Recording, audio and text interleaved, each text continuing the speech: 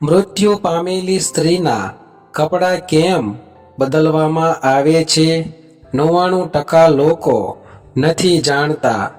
શું તમે ક્યારેય વિચાર્યું છે કે મૃત્યુ પામેલી સ્ત્રીના કપડાં અંતિમ વિધિ પહેલા કેમ બદલવામાં આવે છે? આ પરંપરા વર્ષોથી ચાલતી આવી છે, પરંતુ 99% લોકોને તેના પાછળનું સાચું કારણ ખબર નથી. શું આ માત્ર એક રિવાજ છે કે પછી તેના પાછળ સનાતન ધર્મ અને હિન્દુ પરંપરાઓનું કોઈ ઊંડું રહસ્ય છુપાયેલું છે? કેટલીક ધાર્મિક પરંપરાઓમાં મૃત્યુ પામેલી વ્યક્તિને સ્વચ્છ વસ્ત્રો પહેરાવવાનું આદર અને સન્માનનું પ્રતીક માનવામાં આવે છે, પરંતુ શું ગરુડ પુરાણમાં આ વિશે કંઈ કહેવામાં આવ્યું છે? અને શા માટે પરિવારના લોકો આ વિધિને ખૂબ જ શ્રદ્ધાથી પૂર્ણ કરે છે?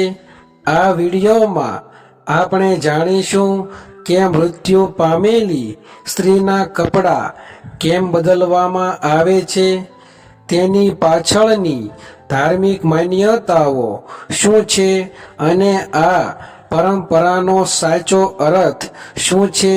વિડીયો અંત સુધી જરૂર જોતા રહેજો, કારણ કે અંતમાં હું એક એવી મહત્વપૂર્ણ વાત જણાવીશ જેના વિશે મોટા ભાગના લોકો અજાણ છે અને જે આ પરંપરાને સમજવાનો સાચો દ્રષ્ટિકોણ આપશે. મિત્રો, હવે જાણીએ કે મૃત્યુ પામેલી સ્ત્રીના કપડાં કેમ બદલવામાં આવે છે. આ પ્રશ્નનો જવાબ માત્ર એક જ કારણમાં નથી.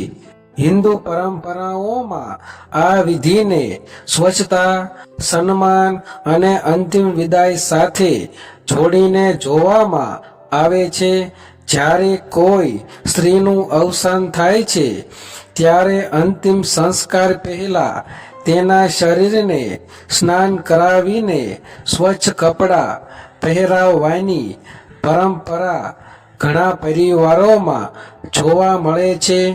આ પરંપરાનો હેતુ મૃતક પ્રત્યે અંતિમ આદર વ્યક્ત કરવાનો છે, કોઈ અંધશ્રદ્ધા ફેલાવવાનો નથી. ઘણા લોકો માને છે કે જેમ વ્યક્તિ જીવનમાં દરેક શુભ પ્રસંગે સ્વચ્છ અને સુંદર વસ્ત્રો પહેરે છે, તેમ અંતિમ યાત્રા પણ જીવનની છેલ્લી યાત્રા હોવાથી તેને સ્વચ્છ અને ગૌરવપૂર્ણ રીતે વિદાય આપવી જોઈએ. તેથી મૃત્યુ પામેલી સ્ત્રીના જૂના કપડાં બદલીને સ્વચ્છ વસ્ત્રો પહેરાવવામાં આવે છે.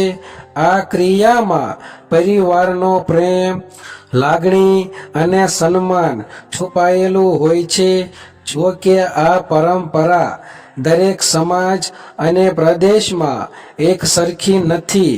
ક્યાંક સફેદ વસ્ત્રો પહેરાવવામાં આવે છે, તો ક્યાંક પરિવારની પરંપરા મુજબ અન્ય પ્રકારના વસ્ત્રો પહેરાવવામાં આવે છે. કેટલીક જગ્યાએ વિવાહિત સ્ત્રી માટે ખાસ રીતિ રિવાજો પણ હોય છે, એટલે દરેક જગ્યાએ એક સરખો નિયમ લાગુ પડે એવું માનવું યોગ્ય નથી. ઘણા લોકો આ પરંપરાને સીધી રીતે ગરુડ પુરાણ સાથે જોડે છે, પરંતુ ગરુડ પુરાણનો મુખ્ય સંદેશ આત્માની યાત્રા, કર્મ અને ધર્મ વિશે છે. મૃત્યુ પછી મૃતકને સન્માનપૂર્વક વિદાય આપવાની ભાવના મહત્વની ગણવામાં આવે છે. વિવિધ પ્રદેશોમાં પ્રચલિત દરેક સ્થાનિક પરંપરાનો સ્પષ્ટ ઉલ્લેખ ગરુડ પુરાણમાં મળે જ એવું નથી. તેથી સ્થાનિક રીતિ રિવાજોને સીધા શાસ્ત્રનો નિયમ કહેવાને બદલે તેને પરંપરા તરીકે સમજવી વધુ યોગ્ય છે. મિત્રો, સૌથી મહત્વની વાત એ છે કે મૃત્યુ પામેલી સ્ત્રીના કપડાં બદલવાનો સાચો અર્થ આત્માને બદલવાનો નથી, પરંતુ મૃતક પ્રત્યે પ્રેમ, આદર અને શ્રદ્ધા વ્યક્ત કરવાનો છે. અંતિમ સંસ્કાર આપણને યાદ અપાવે છે કે જીવન ક્ષણભંગુર છે. આજે જે આપણા પોતાના છે તેમની સાથે પ્રેમથી વર્તવું, તેમનો આદર કરવો અને સારા કર્મો કરવા એ જ જીવનનો સાચો ધર્મ છે.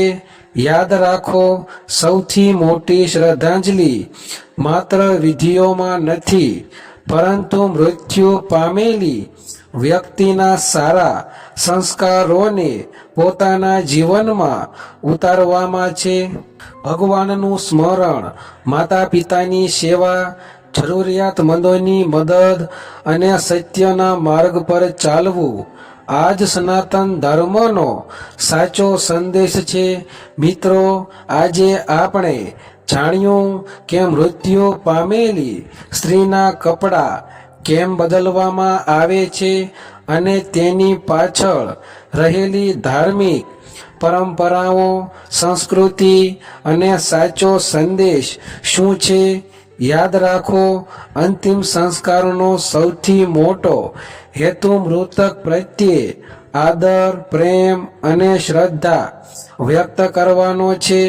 વિધિઓનું મહત્વ છે, પરંતુ તેનાથી પણ વધુ મહત્વપૂર્ણ છે આપણી ભાવના, સારા કર્મો અને ભગવાન પ્રત્યેની શ્રદ્ધા.